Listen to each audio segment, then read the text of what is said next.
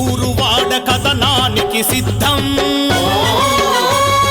ప్లాస్టికును పారద్రోల ప్రకటించే యుద్ధం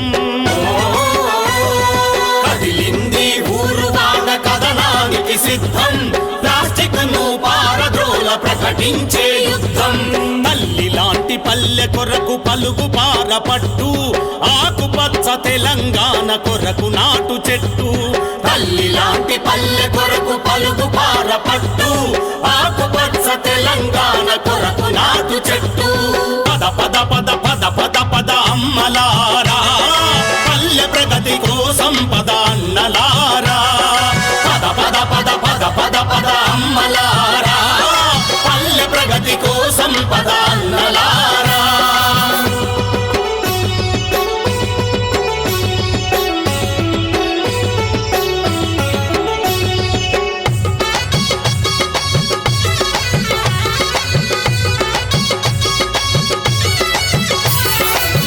ప్లాస్టిక్ అంటే వందల ఏళ్ళైనా కరగని పదార్థం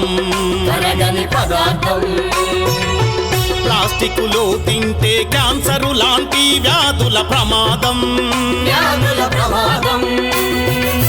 ప్లాస్టిక్ అంటే వందల ఏళ్ళైనా కరగని పదార్థం ప్లాస్టికులో తింటే క్యాన్సరు లాంటి వ్యాధుల ప్రమాదం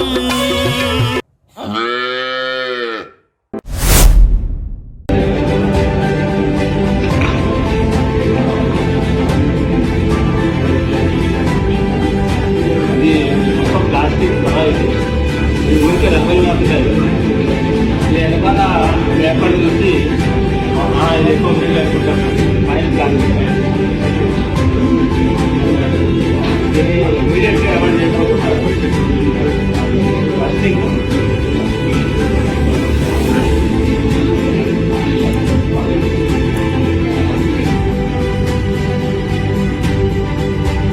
ఏమో గానీ నేను ఇప్పుడు చెప్పబోయే న్యూస్ వింటే ఇక పేపర్ ప్లేట్లు జన్మల ముట్టుకోరు. పేపర్ ప్లేట్ పైన PFAS అనే కెమికల్ ప్లాస్టిక్ లేయర్ ఉంటది. అది ప్లేట్ నానిపోకుండా వేడివేడి ఫుడ్ వేసిన హీట్ ని తట్టుకునేలాగా ఆ కెమికల్ లేయర్ యూజ్ అవుతుందంట.